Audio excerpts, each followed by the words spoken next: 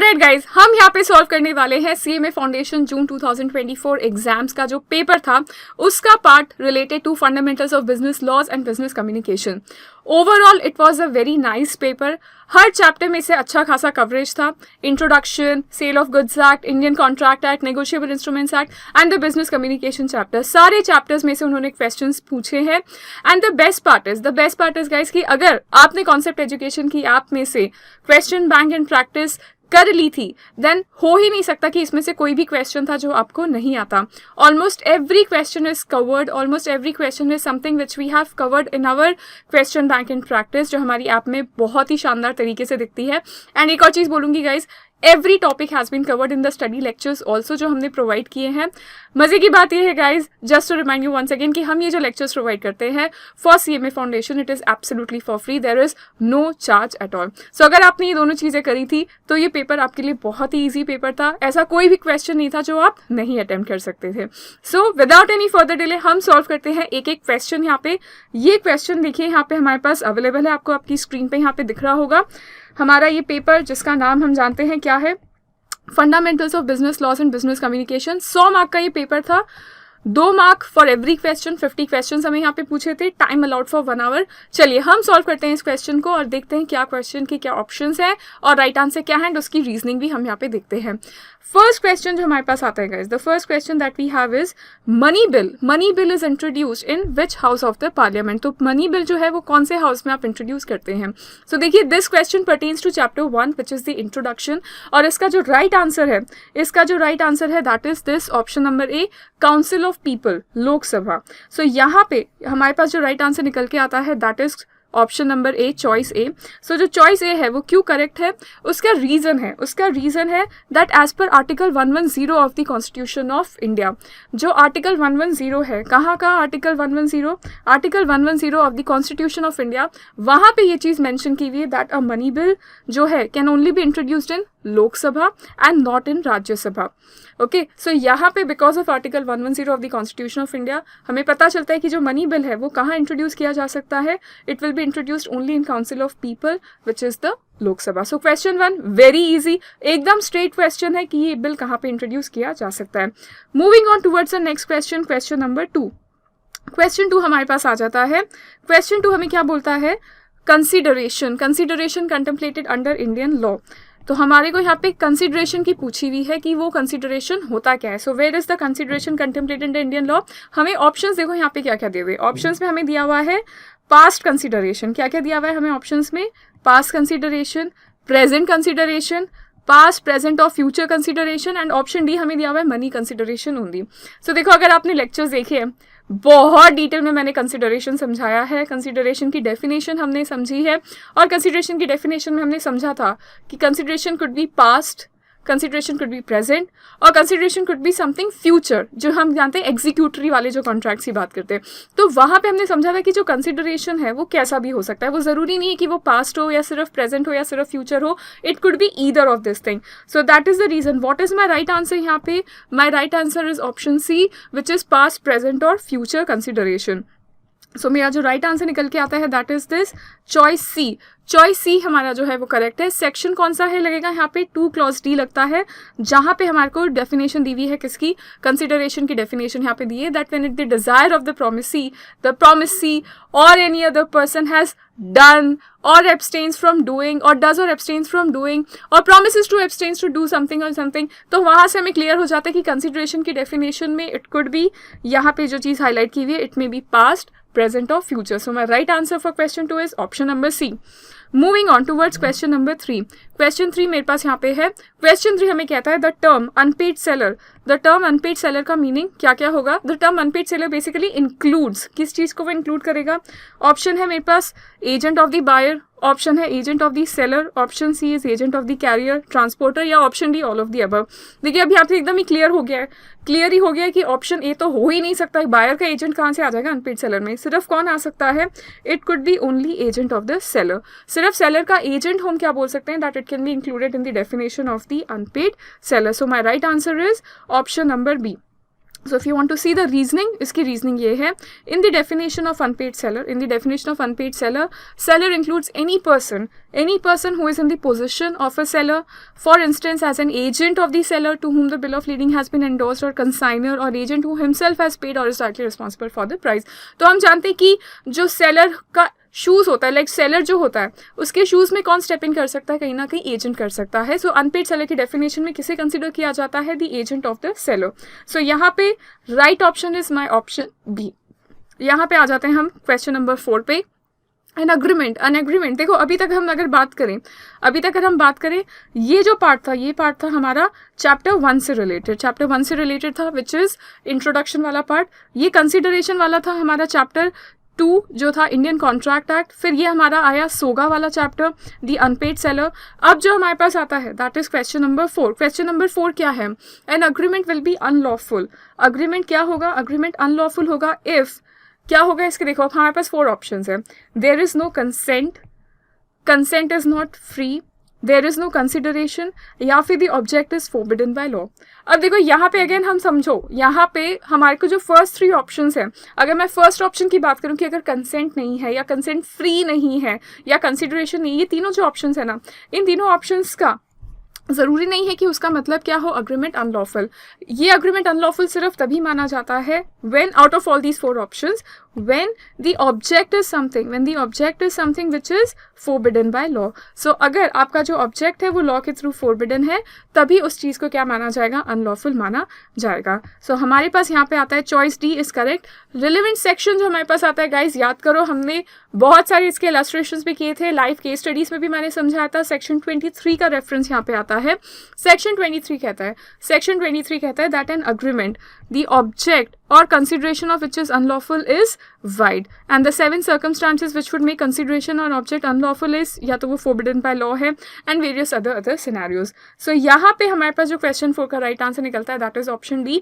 गलती से कई students option A B C को सिलेक्ट कर लेते हैं क्योंकि उन्हें लगता है कंसेंट नहीं है तो ये वो वाला पार्ट तो नहीं हुआ. बट देखो जहाँ कंसेंट नहीं है वो सब वॉइडेबल वाले, जो फ्री कंसेंट नहीं है वो सब वॉइडेबल कैटेगरीज आती है. ये कैटेगरी हमारे पास है कि agreement will be considered as unlawful, वो तब होगा जब उसका जो ऑब्जेक्ट है वो ऐसा है which is forbidden by law.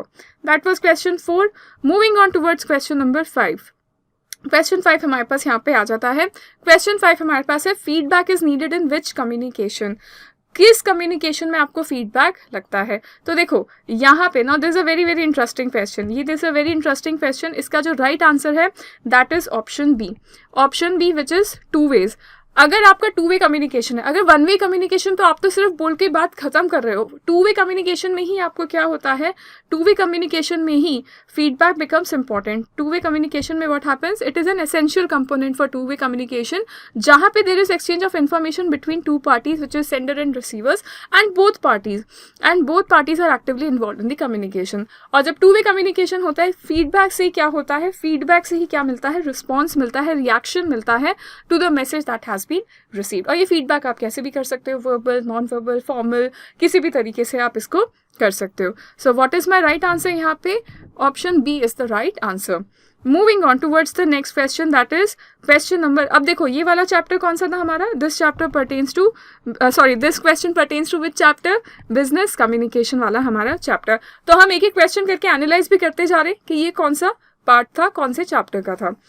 Question number 6 की हम बात करते हैं, what are personal laws. So what are personal laws में अभी ऑप्शंस देखो, ऑप्शंस हम देखते हैं तो पहला है laws relating to interpersonal behaviour. ये तो पढ़ के ही लग रहा है कि क्या बोलना चाह रहा है, समझ नहीं आ रहा है, it's like very vague. Option B customs, religious beliefs that have now been codified. Okay. Option C laws that a person makes, ये तो हो ही नहीं सकता है, क्या कोई इंसान ऐसे ही लॉ बना सकता है, तो ये तो एनी विच वेज हट गया. लॉज बेस्ड ऑन ओपिनियन, ऐसी भी कोई बात नहीं होती है. तो अब हमारे पास क्या बच जाता है, option A and option B, and इसमें the right answer comes is customs, religious beliefs that have now been codified. So हम यहाँ पे इसको थोड़ा सा समझते हैं. देखो पर्सनल लॉज क्या होते हैं, personal laws are set of laws that are applicable to specific communities और रिलीजियस ग्रुप्स. तो रिलीजियस ग्रुप्स, उनकी कोई स्पेसिफिक कम्युनिटीज के बेसिस पे there are certain laws, they deal with various aspects of personal life such as marriage, divorce, inheritance, succession. So India में जो personal laws है ना, they have deep roots and they have coming because of customary practices and over the time उनको क्या कर दिया, Codify कर दिया. सो पर्सनल लॉज का जो राइट यहाँ पे आंसर है दैट इज ये वाला, customs that have now been codified, these are the personal laws.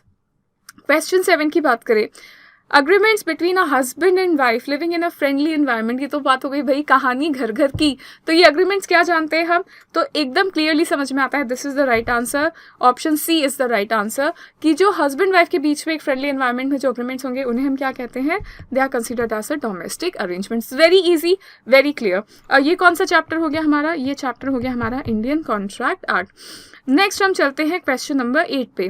A contract should be performed by, किसको कॉन्ट्रैक्ट परफॉर्म करना है. सो हम जानते हैं कि हमने ये चीज़ पढ़ी थी कि a contract can be perform by the promisor himself, या उसका एजेंट, या उसका लीगल रिप्रेजेंटेटिव. तो प्रोमिसर हिमसेल्फ कर सकता है, उसका एजेंट कर सकता है, या फिर उसका एलआर भी कर सकता है. ये चीज़ हमने बहुत क्लियरली लेक्चर्स में समझी है. So what is the right answer यहाँ पे guys, the right answer is option D, all of them. इनमें से सारे जो है कॉन्ट्रैक्ट परफॉर्म कर सकते हैं. सो क्वेश्चन 8 का right answer is option D. So promise in a contract may be performed as the circumstances may permit by the promisor himself, by his agent, by his LR, and can be performed by third persons or by joint promisors. Guys, ये सारे questions की reasoning मैं आपको यहाँ तो समझा ही रही हूँ. इसका dedicated web page भी हमने बना दिया है. ये सारे questions हमारी ऐप के अंदर भी डल चुके हैं with all this reasonings जो मैं यहाँ पे आपको शो कर रही हूँ. So कभी भी आपको वो रेफर करना है तो आप उसको भी रेफर कीजिएगा. And once again I'll tell you guys, please इस चीज़ को अपने फ्रेंड्स के साथ भी शेयर कीजिएगा. Everybody can benefit from this video जहाँ पे I am solving each and every sum which has been asked in CMA Foundation June 2024 law का पेपर. चलिए moving on towards the next question. अगला सवाल हमारे पास आ चुका है, that is question number 9. Question number 9, state which of the following statements is false. ओहो, अब ये देखो ऐसे क्वेश्चंस में ना बहुत समझ के पढ़ना पड़ता है क्वेश्चन की, ट्रू पूछा है, फॉल्स पूछा है, क्या पूछा है. तो हमें ये पूछा है कि कौन सा स्टेटमेंट गलत है. ओके, अब देखो हम ऑप्शन नंबर 1 पढ़ते हैं. When a bill is drawn, हमने बिल को ड्रॉ किया है, एक्सेप्ट किया है, एंडोर्स किया है for consideration, it is a fictitious bill. अरे भाई ये तो पढ़ने में ही लग रहा है कि ये गलत है. आपने बिल को ड्रॉ किया, एक्सेप्ट किया, एंडोर्स किया, कंसिडरेशन के लिए किया, तब तो वो वैलिड ही होना चाहिए ना. It should be a valid will. तो यहाँ पे फर्स्ट ऑप्शन पढ़ के ही समझ में आ जाता है कि what is the right option for this question, as in to say which statement is false. Option A itself is false. देखो अपने आप को क्रॉस वेरीफाई करने के लिए बाकी ऑप्शंस भी देख लो. A bill of exchange is an unconditional order, option B. हाँ ये तो सही है, सही लग रहा है, मतलब this statement is true, it is not false. A cheque is always payable on demand, ये भी सही है. Negotiable instruments act is applicable to the offender, ये भी सही है. तो बाय डिफॉल्ट मेरा राइट आंसर क्या आया, which statement is false, it is my option number A. Option A जो है वो मेरा राइट आंसर है. ये स्टेटमेंट जो है वो फॉल्स है. राइट. क्वेश्चन नंबर 10 पे चलते हैं. राइटिंग क्या होती है. सो राइटिंग इज, ऑप्शंस भी देखो अपन क्या देखते हैं. अगेन ये कहाँ का पार्ट आ गया, बिजनेस कम्युनिकेशन का आ गया. ये जो क्वेश्चन इसके पहले अभी हमने देखा, ये क्वेश्चन किसका था, नेगोशिएबल इंस्ट्रूमेंट्स एक्ट का था. अब क्वेश्चन 10 की बारी आ जाइए. क्वेश्चन 10 क्या बोलता है, क्वेश्चन 10 राइटिंग क्या होती है. तो राइटिंग क्या होती है, obviously it is personal in nature. Question 10 business communication वाला पार्ट है. ये क्लियरली हमें समझ में आ जाता है ऑप्शन से कि ऑप्शन ए ही हमारा राइट है. नाउ क्वेश्चन 11 की बात करते हैं. सेकेंडरी और subordinate legislation can not go beyond. So देखो बेसिकली एक प्राइमरी लेजिस्लेशन होता है एंड देन फिर आपको परमिशन दी गई है लॉ में कि बार बार आपको लॉ बनाने के लिए वापस इधर नहीं आना पड़े. हम लॉ में ही जो हमने ओरिजिनल एनैक्टमेंट बनाया उसी में हम किसी बॉडी को पावर्स दे देते हैं कि वो इसके फर्दर रेगुलेशंस लेजिस्लेशंस बनाते जाए, जिसे हम बेसिकली कहते हैं सेकेंडरी सबऑर्डिनेट लेजिस्लेशन. तो हमें क्वेश्चन में ये पूछा है कि वो सबऑर्डिनेट लेजिस्लेशन किसके बियॉन्ड नहीं जा सकते हैं. देखो अब ऑप्शन ए क्या है, एम्बिट ऑफ द एक्ट, वो एक्ट जिसके अंदर वो सब लेजिस्लेशन बन रहा है. ऑप्शन बी है एम्बिट ऑफ द एक्ट और द कॉन्स्टिट्यूशन. ऑप्शन सी है हमारे पास यहाँ पे the constitution of India. And option D है directive principles of state policy. So अब यहाँ पे हमें क्लियरली समझ में आता है कि अगर मेरा ये कॉन्स्टिट्यूशन है, ये मेरा एक प्राइमरी एक्ट है और इसका ये सबऑर्डिनेट एक्ट है, तो किसी भी हाल में ये इसको तो क्रॉस नहीं कर सकता, ना वो कॉन्स्टिट्यूशन को क्रॉस कर सकता है. सो जो मेरा सबऑर्डिनेट लेजिस्लेशन है वो सिर्फ एम्बिट ऑफ एक्ट को क्रॉस नहीं कर सकता, ऐसा नहीं है, it cannot even cross the constitution of India. So that is the reason. What is my right answer? Option B is the right answer. So यहाँ पे choice B is correct because secondary जो legislations है they must be made within the limits of the enabling act or the constitution of India. वो उसके अंदर ही बनने चाहिए, it can not go beyond. जैसे आर्टिकल्स जो है they can not surpass the they can not surpass the memorandum of association. जब भी आप कंपनीज एक्ट पढ़ोगे तो आपको पता चलेगा ये चीज़ कि एक चीज़ होती है मेमोरेंडम, एक चीज़ होती है आर्टिकल्स ऑफ एसोसिएशन। तो आर्टिकल ऑफ एसोसिएशन एक्ट को बाहर, एक्ट के बाहर नहीं जा सकता, उसमें जो लिखा है उसके बियॉन्ड नहीं जा सकता है, मेमोरेंडम के बियॉन्ड नहीं जा सकता है। उसी तरीके से हम यहाँ बात करें तो सेकेंडरी सबऑर्डिनेट लेजिस्लेशन जो है it can not go beyond the ambit of the act और the constitution. Now, if a party, question number 12 guys, if a party stands in a fiduciary relation to the other, अगर कोई party stands in a fiduciary relation to the other, he cannot dominate. ये तो पढ़ने में ही गलत लग रहा है, वो fiduciary relation में है तो definitely है कि वो कर सकता है। Option B, he can dominate the will of the other, and yes, that is the right answer. Option B is the right answer क्योंकि वो fiduciary relation में है, trust relation में है, तो obviously वो दूसरे की will को dominate कर सकता है। So what is my right answer for question B? For question 12, option B. So अगला सवाल जो हमारे पास आता है that is question number 13. Question number 13 हमारे पास यहाँ पे आता है the term price. प्राइस को कहाँ डिफाइन किया हुआ है in the sale of goods act. So what is the right answer यहाँ पे हमारे पास? राइट आंसर हमारे पास है section 2 subsection 10।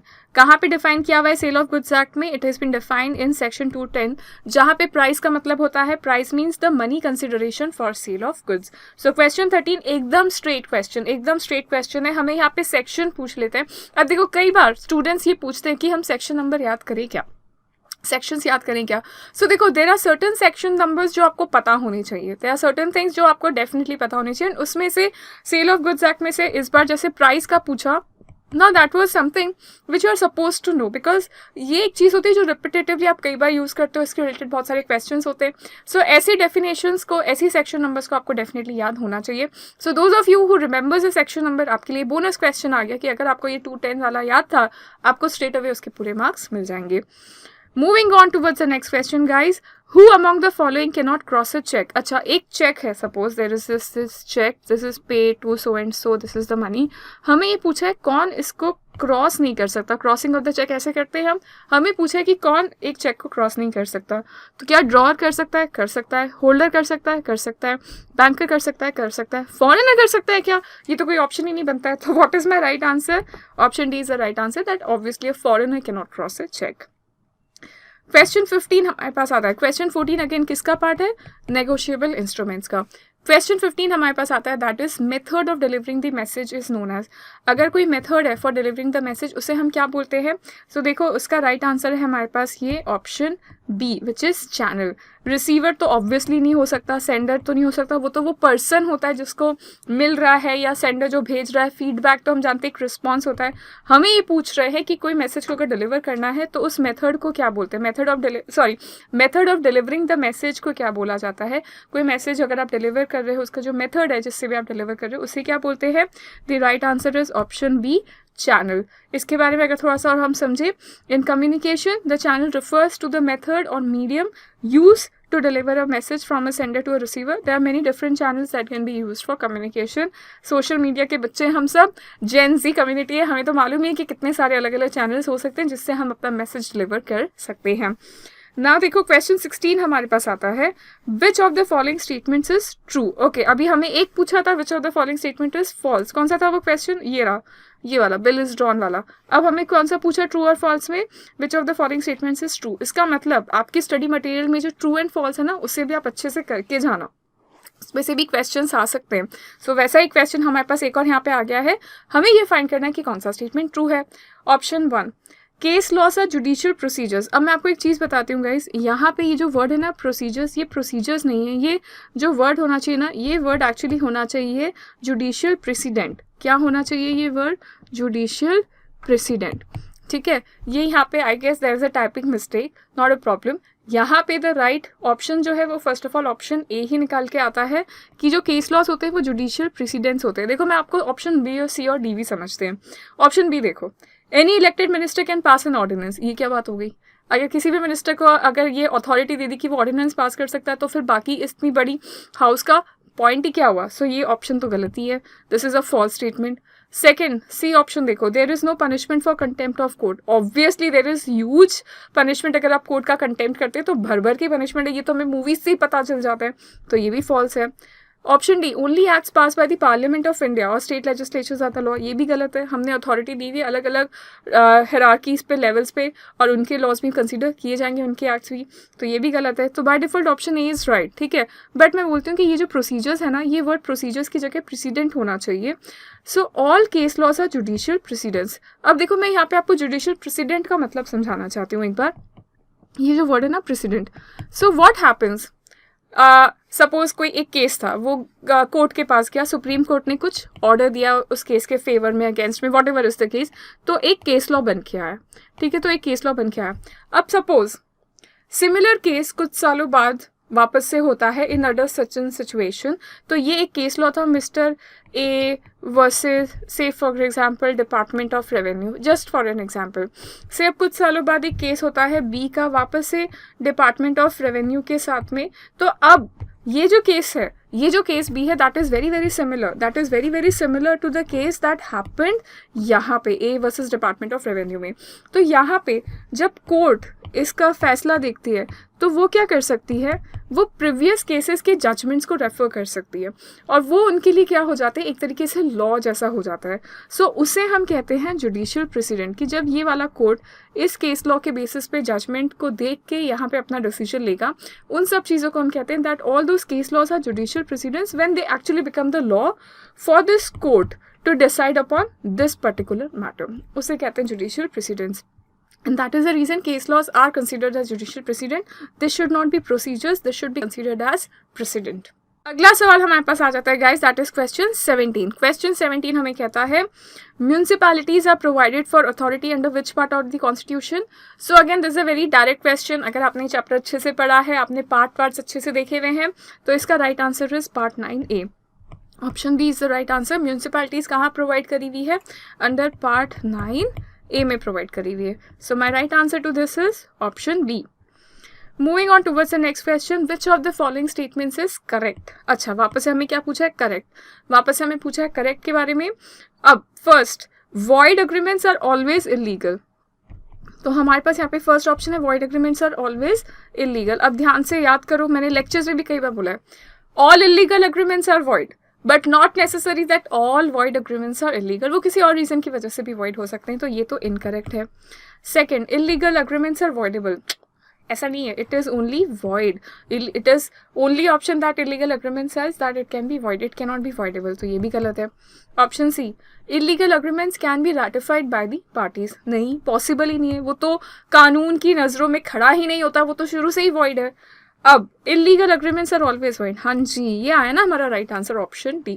Illegal agreements are always void, उनके पास वो हमेशा ही वॉइड रहते हैं, वो वॉइडेबल नहीं होते, उनको रैटिफाई नहीं कर सकते, and void agreements are always illegal, ऐसा नहीं है। So what is my right answer, option D is my right answer. चलिए आगे बढ़ते हुए टूवर्ड्स मोर क्वेश्चंस। अगला सवाल गाइस हमारे पास आ चुका है, this question number 19, sale of goods act का लग रहा है हमें। Which of the following statements, ये देखो हम आपको यहाँ पे पूरा पेपर दिखा देती हूँ एक बार। क्वेश्चन नंबर 19 से 28 तक यहाँ पे आ रहा है। क्वेश्चन नंबर 19 को देखते हैं हम। Question number 19, which of the following statements is false. अरे फिर से ट्रू एंड फॉल्स पूछ लिया, क्या बात है। अब देखते हैं हम यहाँ पे पता करें कि फॉल्स कौन सा है। Only movable goods are subject to matter of sale of goods act, या ये तो ट्रू है, क्योंकि हमने पढ़ा सेल ऑफ गुड्स एक्ट में मूवेबल गुड्स वो तो सबसे फर्स्ट क्राइटेरिया, तो ये तो मेरा आंसर नहीं हो सकता because the statement is true and I have to figure out false. Contract of sale, option B, creates right in personam, ये थोड़ा गलत लग रहा है, ये थोड़ा गलत लग रहा है, वापस सोचते हैं। ऑप्शन सी देखते हैं, रुकते हैं। Agreement to sale creates right in rem, ये भी थोड़ा गलत लग रहा है, एंड हमारे पास आ जाता है option D, that is both B and C. So देखो यहाँ पे ऑप्शन बी और ऑप्शन सी उल्टा होना चाहिए। जो कॉन्ट्रैक्ट ऑफ सेल होता है ना, कॉन्ट्रैक्ट ऑफ सेल जो होता है वो क्रिएट करता है क्या, वो क्रिएट करता है राइट इन रेम, और जो अग्रीमेंट ऑफ सेल होता है वो क्रिएट करता है राइट इन पर्सोनम। बहुत डिटेल में मैंने ये चीज़ समझाई हुई लेक्चर्स में, बहुत डिटेल में समझाई हुई लेक्चर्स में। सो यहाँ बेसिकली उल्टा हो गया है। कॉन्ट्रैक्ट ऑफ सेल यहाँ लिख रहे हैं that creates rights in personam, but it should have been right in rem, और जो अग्रीमेंट टू सेल है वो होना चाहिए that it creates right in personam. So that is the reason, ये भी फॉल्स है, ये भी फॉल्स है, and that is the reason my right option is option D, because वो ही बोलता है that both B and C are the right, both B and C are the false. So what is my right answer, option D is the right answer. अगला सवाल, there are dash ingredients of offence. There are dash ingredients of offence. यहाँ पे ये offence लिखा हुआ है guys. Offence पूछा है हमें कितने ऑफेंस होते हैं अंडर सेक्शन 138. सो हम जानते हैं देर आर 5 ऑफेंस. 5 होते हैं, 5 ऑफेंस होते हैं सेक्शन 138 में. This is also been explain in the lectures. So right answer is option D. Need of proper grammar and syntax comes under which C of communications. अच्छा, अब ये business communication वाला आ गया. वहाँ पे वो पूछता है कि वहाँ पे there are various Cs of communications if you remember. वहाँ पे हमें पूछा है कि प्रॉपर ग्रामर और सिंटेक्स में वो सी कौन सी चीज़ के बारे में बात करता है, मतलब which is that C which talks about proper grammar होना चाहिए एंड सिंटेक्स होना चाहिए. It has to be proper grammar and syntax. ये कौन सा सी बोलता है? तो वो बोलता है guys correctness. Option D is the right answer. Option D is the right answer, जो बोलता है कि अगर करेक्टनेस की हम बात करें, अगर हम करेक्टनेस की बात करें तो वो आता है हमारा यहाँ पे इन ऑप्शन नंबर डी में आता है. That talks about proper grammar and syntax. So what is my right answer? My right answer comes to option number D, need of proper grammar and syntax. All right guys. Okay, अगला सवाल जो हमारे पास आ चुका है that is question number 22. The grace period for a payment of a negotiable instrument other than payable on demand. Grace period कितना होता है कोई नेगोशिएबल इंस्ट्रूमेंट का जो आप डिमांड के अलावा कोई इंस्ट्रूमेंट की अगर हम बात करते हैं which is other than payable on demand. So उसका right answer is option B, that is 3 days. ये चीज़ भी हमने पढ़ी हुई है यहाँ पे. A grace period of 3 days for payment after the maturity is given and this is given only for the instruments which is otherwise payable on demand. Question 3 पे हम 23 पे आते हैं. X contracted with Y. Aha, this is a nice question. X जो था ना उसने contract किया वाई के साथ टू एनक्रोच अपॉन जेड्स प्रॉपर्टी. तुम तो चलो अपन इसकी प्रॉपर्टी पे कब्जा कर लेते हैं. वी एनक्रोच जेड्स property forcefully. Now what is this contract? Is this valid? Obviously not valid. Is this void? देखते हैं हम होता है या नहीं. Is this illegal? देखते हैं. And this is voidable? ये वाला वॉइडेबल तो है ही नहीं. अब देखो यहाँ पे ऑप्शन बी और ऑप्शन सी दोनों है, दोनों है यहाँ पे. So let's figure it out what is the right answer. So देखो ये कॉन्ट्रैक्ट कैसा है? This contract is void. ये कॉन्ट्रैक्ट वॉइड ही है. This is a void contract. इसका स्ट्रेट अवे इसका आंसर है why, because it is unlawful. It is unlawful है. इट इन्वॉल्व्स कमिटिंग फ्रॉड और any act that you no is against public policy. And ऐसी चीज़ों को क्या माना जाएगा? This will be considered as void and unenforceable. कई लोग बोल सकते हैं कि ये इलीगल क्यों नहीं है. देखो more apt answer is void, क्योंकि इलीगल भी अल्टीमेटली वॉइड होता है. बट देन हम स्ट्रेट अवे आंसर तक पहुंचना तो हम स्ट्रेट अवे आंसर तक पहुंचो. And that straight away answer is that this will be considered as void. Why it will be considered as void? Because it is against public policy. It is involving any act which is immoral, which is against public policy. And relevant section मेरे पास यहाँ पे आ जाता है section 23 of the act. Moving on towards the next question. Question 24. Which of the following rights are available to an unpaid seller? अगर कोई unpaid seller तो उसके पास क्या क्या राइट्स हैं देखते हैं. क्या वो रीसेल कर सकता है? हाँ, ये कर सकता है. आगे भी देखते हैं क्योंकि यहाँ पे ऑल ऑफ दी अबव भी आ रहा है. मॉर्गेज द गुड्स, क्या ऐसा राइट अवेलेबल है अनपेड सेलर के पास? बिल्कुल भी नहीं है. He doesn't have any right to mortgage the goods. तो ऑप्शन भी गलत हो गया. टू कंज्यूम द गुड्स, ऐसा नहीं है, ऐसा नहीं कि वो गुड्स कंज्यूम कर ले. So the only right answer is option number A, that he has the right to resell the goods. So these are the right that is available to an unpaid seller. Moving on towards question number 25. In a breach of conditions in a contract of sale. अगर आपने कुछ breach of conditions हुआ है in a contract of sale, buyer क्या कर सकता है? Buyer cannot refuse to accept the goods. नहीं, buyer can refuse to accept the goods. The buyer has to pay the price. एक तो उसने breach हुआ conditions का तो उसमें price भी मांगोगे? बिल्कुल नहीं. Can claim only damages. सिर्फ damages claim कर सकता है? नहीं. Then option D, can refuse to accept the goods. Yes, this sounds the most right option. देखो ऑप्शन ए और बी तो गलत ही है. ऑप्शन सी में गलत क्यों है? क्योंकि वहाँ लिखा हुआ है he can claim only damages. ऐसा नहीं है. वो गुड्स भी एक्सेप्ट करने से मना कर सकता है. तो डैमेजेस तो कर ही सकता है और वो गुड्स एक्सेप्ट करने से भी मना कर सकता है. तो ये ओनली की वजह से my option C is wrong. That is the reason. MCQs में जब भी ऑप्शन आते हैं you have to be very very clear. You have to read each and every word very importantly, very nicely to figure out कि ऐसा कोई language तो हम मिस नहीं कर रहे, ऐसा कोई वर्ड जो है जो हम मिस नहीं कर रहे हैं. That was question 25. Which is the right answer? Option D is the right answer. That अगर ब्रीच ऑफ कंडीशंस हुआ है कॉन्ट्रैक्ट में, बायर क्या कर सकता है? ही कैन रिफ्यूज कि मैं गुड्स एक्सेप्ट नहीं करूंगा. क्वेश्चन 26.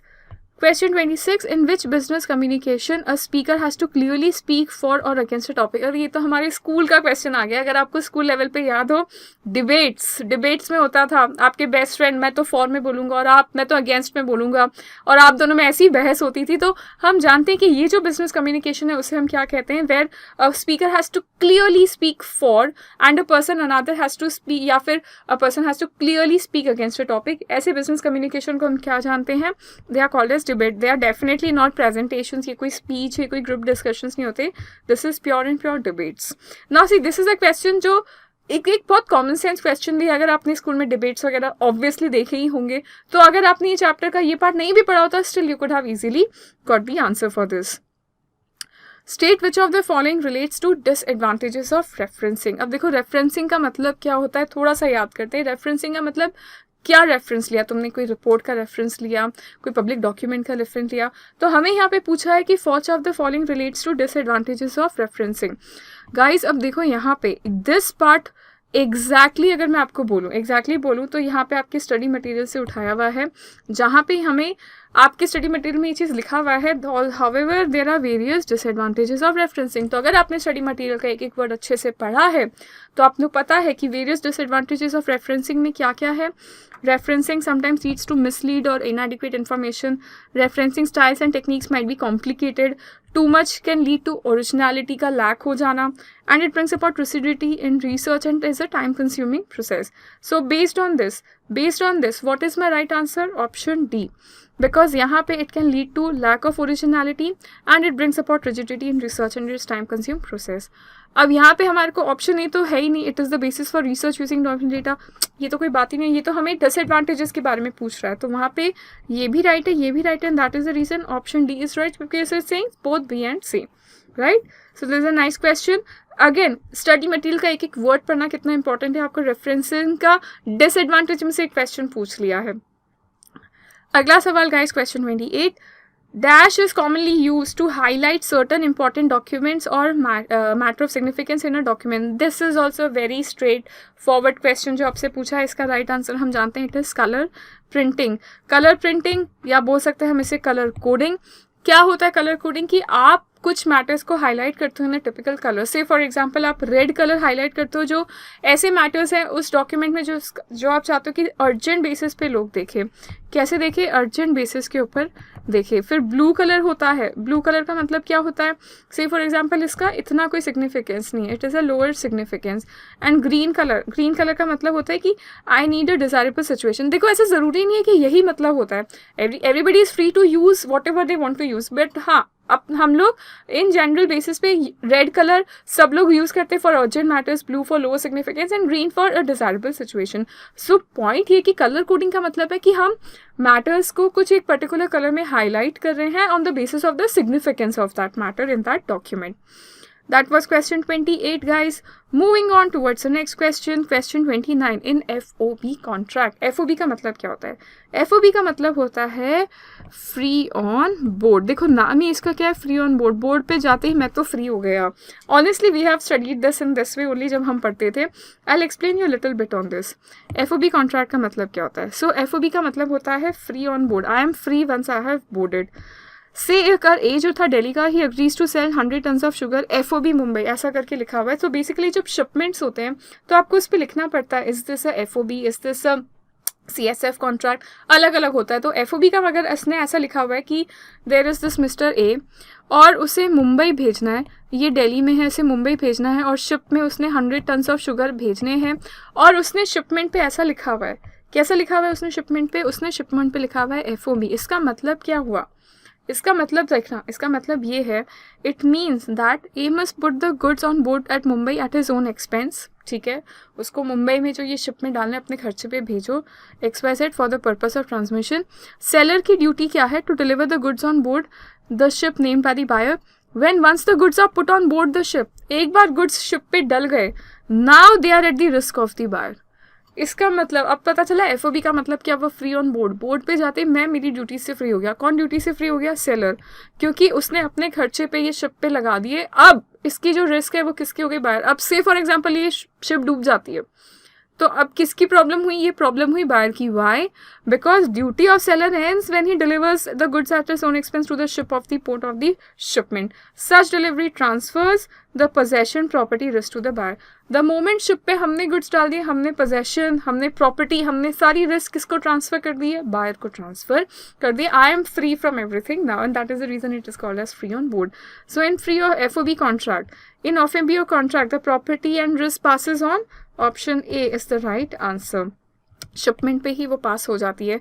इट डजेंट मैटर कि प्राइस कब आया, वेयर हाउस पे कब पहुंचा, landing at the port of destination, ship पे डालते ही the property passes to the buyer. So अब यहाँ पे नेक्स्ट क्वेश्चन जाता है हमारे पास, that is question 30. For which of these rights of lien can not be exercised by an unpaid seller. आप लियन कब एक्सरसाइज नहीं कर सकते हो? ओके तो यहाँ पे हम पहले राइट ऑफ लियन को थोड़ा सा समझते हैं. सो राइट ऑफ लियन आप कब कब एक्सरसाइज कर सकते हो? An unpaid seller can exercise right of lien when the goods have been sold without any credit, या where the goods have been sold on credit but the payment of credit expire हो चुका है, या फिर buyer has become insolvent. अब क्योंकि इनमें से कोई भी ऑप्शन हमें यहाँ पे नहीं दिया हुआ है, देखो तो यहाँ पे ऑप्शन क्या दिया हुआ है? Unpaid seller right of lien exercise करता है for dock charges, for godown rate, for warehousing, ऐसा नहीं है. So which of these rights के लिए राइट ऑफ लियन एक्सरसाइज नहीं किया जा सकता है? All of the above. क्योंकि राइट ऑफ लियन तो आप सिर्फ इन 3 सिनारियोज में ही कवर कर सकते हो, और ये तीनों सिनारियो ही यहाँ पे कवर नहीं है. सो ना इसमें, ना इसमें, ना इसमें. That is the reason option D is right. In none of these circumstances can you exercise the right of lien. Next हमारे पास आता है guys, state which of the following statement is false. अच्छा अब हमें यहाँ पे फॉल्स फाइंड करना है. ओके सो अब हम यहाँ पे ऑप्शंस को देखते हैं. The use of touch in communication is called haptics. This is a true answer. Communication chapter में ये कवर्ड है, ये ट्रू है statement. Change of command means levels of authority. Okay I think यहाँ पे भी टाइपिंग एरर है. This should not be change of command, this should be chain of command. Chain of command जो होती है ना, उसे लेवल्स ऑफ अथॉरिटी कहते हैं. It could be typing mistake, हम मान के चलते हैं एक बार के लिए. Option C, social media is a written type of communication. This is also true. Advertising is derive from Latin word venelicum. नहीं, ये तो 100% फॉल्स है. This is 100% false and that is why my option D is right. और इसीलिए मैं assume करी कि यहाँ पे शायद टाइपिंग मिस्टेक था. ये चेंज ऑफ डिमांड नहीं है, ये चेन ऑफ डिमांड होना चाहिए जो कम्युनिकेशन में आप पढ़ते हो. क्योंकि एडवर्टाइजिंग जो वर्ड है ना, जो वर्ड है कौन सा? एडवर्टाइजिंग वर्ड कहाँ से आता है? एडवर्टाइजिंग वर्ड डिराइव होता है from other Latin word. Which is that other Latin word? That other Latin word is adverter. Okay, this is that word which is mean to turn the minds of someone towards something. Adverter. So option D तो definitely मेरा wrong है, and that is the reason मैं assume करती हूँ कि मेरा जो option B है, option B में ये language गलत दी हुई है. ये language गलत दी हुई है, ये chain नहीं होना चाहिए, ये chain होना चाहिए change की जगह. So option 31 का right answer is option D. अब question 32 पे हम चलते हैं. Which of the following is not an advantage of formal communication? इनमें से कौन सा formal communication का advantage नहीं है? It is not an advantage of formal communication. तो क्या formal communication reliable होता है? हाँ होता है. क्या वो fast होता है? नहीं, fast नहीं होता है formal communication, because formal communication it is a time consuming process. It is a time consuming process because आपको एक प्रॉपर मैसेज, एक proper order, proper hierarchy follow करना पड़ता है. तो ये मेरा राइट आंसर है. ऑप्शन सी क्या है? सीक्रेसी. तो इस the following is not an advantage. नहीं, it is an advantage basically, क्योंकि सीक्रेसी मेंटेन होती है. ऑप्शन डी तो लगेगा ही नहीं. अब देखो गाइस, स्टडी मटेरियल में जो इसका राइट आंसर दिया हुआ है वो दिया हुआ है option C.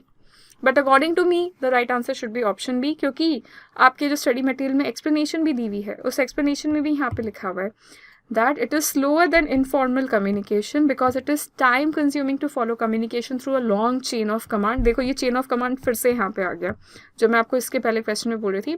Thus it is not as fast as informal communication. So which of the following is not an advantage? That इसका advantage नहीं है.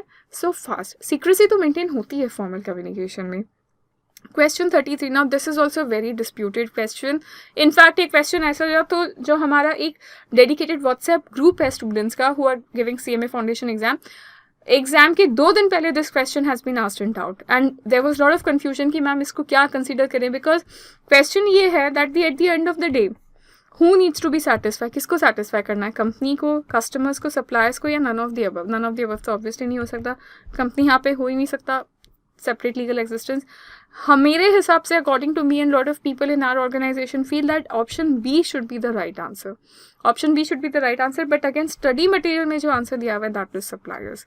So we are very confused. यहाँ पे कई बार लगता है कि ऑप्शन बी होना चाहिए, कई बार लगता है ऑप्शन सी, बिकॉज आपके मटेरियल में ये आंसर दिया हुआ है ना. इट ऑल डिपेंड्स अपॉन जब एक्चुअल आंसर की आएगी कि उसके हिसाब से क्या कंसीडर जाएगा. But at the end of the day really it's a customer who needs to be satisfied, because देखो कस्टमर्स इज द पॉइंट जहाँ से आपके कंपनी में, जहाँ से आपकी ऑर्गेनाइजेशन में मनी आ रहा है, मनी का इनफ्लो आ रहा है. एंड अगर वो खुश तो मोर प्रॉफिट्स, मोर रेवेन्यू. क्वेश्चन 33 हमने देखा. अब हम देखते हैं question 34. Select the odd one. Odd one select करना है हमें. अच्छा, तो हम यहाँ पे देखते हैं एस्टोपल. एस्टोपल याद करो that someone pretends to be a partner. Say for example someone pretends to be someone when he is actually not, and he is not denying the fact also जब उसको कोई कुछ ऐसा प्रेजेंट कर रहा है यार. ओके, वो होता है estoppel. Sale by merchant agent, ठीक है. Sale by power of attorney holder and sale by joint owner. Now देखो this is something very similar. BCD, यहाँ पे हम ओरिजिनल उस पर्सन की बात नहीं करें, हम एक एजेंट की बात करें, हम किसी अटॉर्नी होल्डर की बात करें, या दो ओनर्स है तो जॉइंट ओनर की बात करें. So there is something very similarity. So यहाँ पे the odd one person is this estoppel, because estoppel is actually not anything. वो तो सिर्फ प्रिटेंड करता है, he is just pretending, he is just pretending. So sale by merchant agent हो या power of attorney, they are all pertain to different types of sale transactions involving property और goods. जबकि estoppel is a legal principal that prevents someone from arguing something contrary to a claim XYZ. And this is conceptually different from other options. यहाँ पे conceptually estoppel stand out नहीं करते, and that is the reason it is the odd one out. Question 35. Question 35 हमारे पास आता है auctioneers tactics to raise the prices artificially. जब auctioneer जो होता है वो उसको प्राइसेस को रेज करता है आर्टिफिशियली, उस चीज़ को क्या कहते हैं? It's a very important term, pretended bidding. उसे हम कहते हैं ऑप्शन ए प्रिटेंडिंग बिडिंग. ये एक लैंग्वेज है, ये एक टर्म है जो आपको पता होनी चाहिए, जहाँ से आप क्या करते हो, आर्टिफिशियली प्राइस करना चाहते हो. 1 लाख 2 लाख 3, किसी ना किसी तरीके से बिडिंग को और आर्टिफिशियली आप रेज कर रहे हो, उसे कहते हैं pretended. Select the odd one. Question 36. Nominal, exemplary, symbolic damages. इसका राइट आंसर गाइस होगा option B. Because option B क्यों है ये ऐसा? ऑप्शन बी, ये लोग क्या है, स्पेशल डैमेजेस कहीं ना कहीं कैसे हैं? Special damages are kind of a compensatory damages, कि हम आपको कंपनसेट कर रहे हैं टुवर्ड्स सम लॉ. देखो law, nominal is not a nature of compensatory damages, exemplary भी नहीं है, सिम्बॉलिक भी नहीं है. इनका मीनिंग समझते हैं. नॉमिनल डैमेजेस और ये सब क्या है, that are not primarily compensatory. Nominal damages जो होते हैं they are like a small sum awarded where a legal wrong has been occurred, but उससे कोई सिग्निफिकेंट लॉस नहीं हुआ है, कुछ इंजरी नहीं हुआ है. ये होता है नॉमिनल डैमेजेस. अब अगर हम बात करें एग्जाम्पलरी डैमेजेस की, ये इनको प्यूनिटिव डैमेजेस भी कहते हैं. इसका मतलब होता है they want to punish the defendant या deter future conduct. Symbolic damages का मतलब होता है रिप्रेजेंटिंग अ टोकन अमाउंट. एक टोकन अमाउंट आप लेते हो दैट हाँ एक लीगल राइट वायलेट हुआ है. स्पेशल डैमेजेस का ही मतलब होता है that they are compensatory damages. They are what? They are compensatory damages awarded for specific quantifiable losses that resulted directly from the defendant actions, such as medical expenses, lost earnings, property repair costs. So that is the reason यहाँ पे who is the odd one out? The odd one out is special damages. Question 37 पे चलते हैं हम. Question 37. General offer can be accepted by only senior citizen. Obviously नहीं, ऐसा तो होता ही नहीं है, कोई भी एक्सेप्ट कर सकता है. Any person competent to contract, yes, ये हमें क्लियरली समझ में आता है. Option C person indicated therein, ऐसा नहीं है. जनरल ऑफर तो इन जनरल, तो कोई भी person who is competent to contract can accept that. Next आता है question 8. Remission of contract. Again यहाँ पे हमने पढ़ा हुआ है कॉन्ट्रैक्ट एक्ट में, रेमिशन का contract it's a kind of a discharge of contract. तो डिस्चार्ज ऑफ कॉन्ट्रैक्ट में एक तरीका होता है रेमिशन, उसी का हमें डायरेक्ट क्वेश्चन यहाँ पे पूछा है. Question 39. Quasi contractual obligations are also called as. Quasi contractual obligations क्या होते हैं? So basically this is a very technical term. In obligations का मतलब होता है that there are certain relations. They are also called as certain relations resembling those created by contract. Basically quasi contract क्या है? Contract जैसा. तो quasi contract के obligations भी कैसे हुए? ऐसे relations जो resemble करते हैं which has been created by a contract. So quasi contractions are also called as moral obligations. तो हुआ ही नहीं, extra हुआ ही नहीं. not even contractual. They basically pertain to certain relations resembling traded. Now this is also law का language जो as it is उन्होंने उठा के यहाँ पे पूछ लिया, तो अगर आपने लॉ अच्छे से पढ़ा है तो आपको ये चीज़ आएगी. अगले सवाल पे चलते हैं गाइस. ये आ जाता है हमारे पास क्वेश्चन 40 से लेके क्वेश्चन 50 वाला पार्ट. क्वेश्चन 40 पे आते हैं कंसेसस एड इडम. आहा, ये तो बहुत इंपॉर्टेंट बात है. कई बार मैंने लेक्चर्स में ये चीज़ बोली है, meetings of the mind. So question 40 का what is the right answer consensus ad idem का? दैट जब आपका दिमाग भी मीट करते हैं तब जाके एक सेम पेज पे आप लोग आते हैं. So the essence of an agreement और in turn contract meeting minds must agreed upon in the same sense. अगर तुम भी सफ़ेद घोड़े की बात कर रहे हो, मैं भी सफ़ेद घोड़े की बात कर रही हो, तुम खाली गाड़ी की बात कर रहे हो, मैं भी खाली गाड़ी की बात कर रही हूँ, that is what called as the meeting of the minds. Check क्या है? What is a check? Question 41. Check is promissory note, bills of exchange, both A and B. ऐसा हो सकता है क्या? ऑब्वियसली नहीं. What is my right answer? My right answer is option B. Check क्या है? It's just a bill of exchange. It cannot be both promissory note and this thing. Question 42. If the words not negotiable are used with special crossing in a check. Nice question. ये आपका check है, check पे crossing हुआ है और वहाँ crossing पे आपने ऐसा लिख दिया है नॉट नेगोशिएबल. अगर ये यूज़ किया हुआ है, इसका मतलब क्या होता है? इसका मतलब ये होता है this check is not transferable. Option A is the right answer. अगर आपने ये स्पेशल क्रॉसिंग करी है and you are writing that not negotiable, इसका मतलब है कि अब ये चेक आप किसी को फर्दर ट्रांसफ़र नहीं कर सकते, उसमें जो पार्टी है उसी को ये पे करना है. नेगोशिएबल इंस्ट्रूमेंट्स का ये क्वेश्चन था. क्वेश्चन 43. क्वेश्चन 43 हमारे पास आ जाता है. क्वेश्चन 43 क्या कहता है? How many parties are involve in a bill of exchange. तो बिल ऑफ एक्सचेंज में बहुत चिंटू समय ये कितनी पार्टीज होती है? 3 पार्टीज आते हैं. What is my right answer? Option B is the right answer, 3. The drawer कौन कौन होता है? ड्रॉअर होता है, ड्रॉई होता है एंड पे होता है. द पर्सन जो ड्रॉ करता है, इशू करता है, जिसके ऊपर ही किया है एंड अल्टीमेटली जिसको पेमेंट करना, which is this pay. And that is the reason check क्या होता है? It's a bill of exchange. Which of the following should be avoided in the group discussion. Group discussion में क्या चीज़ avoid करनी चाहिए? Positive body language. अरे ये क्यों अवॉइड करना है? ये तो होना ही चाहिए, तो ये गलत आंसर है. लीडरशिप इनिशिएटिव, नहीं, ये तो गलत आंसर है, ये तो होना चाहिए ग्रुप डिस्कशन में. फॉल्स स्टेटमेंट्स होना चाहिए क्या? No. So this is the right answer, option C. That what should be avoided in the group discussions? False statements नहीं, गलत मत बोलो. कॉन्फिडेंस तो होना ही चाहिए, इसलिए गलत आंसर है यहाँ पे, बिकॉज ये अवॉइड नहीं कर सकते, इसको तो आपको रखना है. So what is my right answer? Option C. How many parties are involve in a check? Again option B is the right answer. किसके जैसा ये सवाल हो गया? बिल ऑफ एक्सचेंज वाला जो ऊपर सवाल देखा, क्योंकि यहाँ भी कौन होता है? There is a drawer, there is a drawee and there is a payee. The customer जो साइन करता है चेक के ऊपर, ये जिसकी साइन गई Ruchika, suppose I have to pay to Yash sir को, मुझे अगर कुछ पैसे देने हैं, तो ये कौन है? This person is called as the drawer, this person is called as the drawee. और ये जिस बैंक का चेक है वो बैंक कौन माना जाता है? Sorry, this will be considered as पे.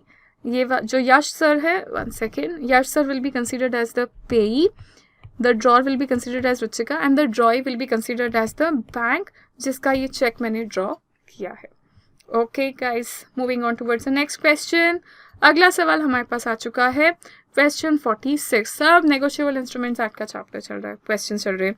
If an instrument may be constitute either as a promissory note और a bill of exchange, it is what? अगर एक इंस्ट्रूमेंट है उसको शायद आप बिल ऑफ एक्सचेंज भी मान सकते हो या प्रॉमिसरी नोट भी मान सकते हो, तो क्या है वो instrument? It's a valid instrument? बिल्कुल भी नहीं. या तो वो प्रॉमिसरी नोट है या बिल ऑफ एक्सचेंज है. It's an unambiguous agreement. Yes, that is the right answer. एक इंस्ट्रूमेंट या तो प्रॉमिसरी नोट हो सकता है या बिल ऑफ एक्सचेंज, आप दोनों में से कुछ भी मान सकते हो, तो वो गलत है argument. That is what? That is an unambiguous instrument. Question 47. The phrase a cheque in the electronic form is defined under where. तो एक चेक जो होता है इलेक्ट्रॉनिक फॉर्म में, उसको कहाँ डिफाइन किया हुआ है? नेगोशिएबल में. इसका right answer is this explanation. Explanation 1A of section C में हमने यहाँ पे प्रोवाइड किया हुआ है. एक्सप्लेनेशन 1 जो है सेक्शन 6 का, वहाँ पे डिफाइन किया हुआ है the meaning of check in the electronic form. Question 48. A corporation can be party to a negotiable instrument if. Okay, so we have options यहाँ पे देखते हैं. एक कॉर्पोरेशन एक नेगोशिएबल इंस्ट्रूमेंट की पार्टी हो सकती है if it is authorised by articles, okay, special permission of board is taken, special resolution by pass, it is absolutely without any restriction. Let's figure out what is the right answer. The right answer is, guys, it has to be authorized by the articles. उसके articles में लिखा होना चाहिए that it can be a party to a negotiable instrument. If it is it can do so only by if it is authorized by the articles. So what is my right answer? Option A is the right answer. Question 49, towards the last set of questions we are moving. A contract by a minor is voidable under the. देखो जो minor के साथ contract होता है Indian contract act में, तो वो क्या होता है, सीधा का सीधा वॉइड होता है. तो ये तो मेरा गलत आंसर है. अब कॉमन लॉ ऐसा तो कोई है ही नहीं.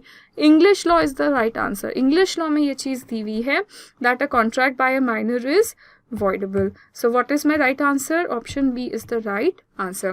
Finally, guys, moving towards the last question. Question 50. A contract can be avoidable due to mistake of law of foreign country, mistake of law of own country. तो इसमें right answer is option A. सिर्फ अगर foreign country का कोई law का mistake है उसी की वजह से आप कॉन्ट्रैक्ट अवॉइड कर सकते हो. ओन कंट्री के लॉस के तो बारे में आपको सबको पता होना चाहिए. So a mistake of one's country is generally not considered a valid ground to void a contract. A mistake foreign country can be considered as mistake of fact and generally it can be considered as voidable. So that was it, guys. Question 50 तक हमने कर लिया है. So we have solved the complete paper for CMA Foundation June 2024 exam and it was a one lovely nice paper. अच्छा खासा coverage from every chapter. अगर आपने ईमानदारी से पढ़ा, अगर आपने कॉन्सेप्ट के लेक्चर्स देखे, कॉन्सेप्ट की क्वेश्चन बैंक एंड प्रैक्टिस करिए गाइज. ऐसा कोई क्वेश्चन नहीं है जो हमारी लाइब्रेरी में अवेलेबल नहीं है. Each and every question is covered. Language थोड़ी बहुत इधर हो सकती है but at the end of the day everything is covered in our question bank and practice because we have such exhaustive, such comprehensive library of questions that is available for you to practice. Guys, इस चीज़ का हमने web page भी बना के रखा है. उसकी सारी डिटेल्स मैंने आपको डिस्क्रिप्शन में यहाँ पे प्रोवाइड कर दी है. उस वेब पेज को आप ज़रूर विजिट कीजिएगा. आपको कभी भी कुछ आंसर रेफर करने आप उस वेब पेज पे देख सकते हो. दूसरा, आप हमारी ऐप में देख सकते हो. ऐप में भी हमने इसके क्वेश्चन आंसर सोल्यूशंस, ये जो सोल्यूशंस आपको ये दिख रहे हैं सोल्यूशंस एज इट इज़, वहाँ भी प्रोवाइड कर दिए हैं. तो ये दोनों जगह से जो है आप इसे देख सकते हो. जैसे हमने लॉ का बना है, similarly we have made for the other subjects as well. वो आप हमारे चैनल पे देख सकते हैं, हमारे वेब पेज पे देख सकते हैं. And guys, I really request, please हमारे बारे में अपने सारे फ्रेंड्स को बताइए. हमारे यहाँ पे CMA फाउंडेशन के फ्री लेक्चर्स अवेलेबल हैं, वो भी टॉप क्वालिटी के. अलॉन्ग विद दैट हम लाइव सेशंस भी कंडक्ट करते हैं एंड बहुत ही अफोर्डेबल प्राइस पे हमारी एक स्मार्ट क्वेश्चन बैंक की प्रैक्टिस है which is one of its kind. Honestly लोग जो इसको करते जाते हैं उन्हें कभी भी दिक्कत नहीं आती because at the end of the day what really matters is practice.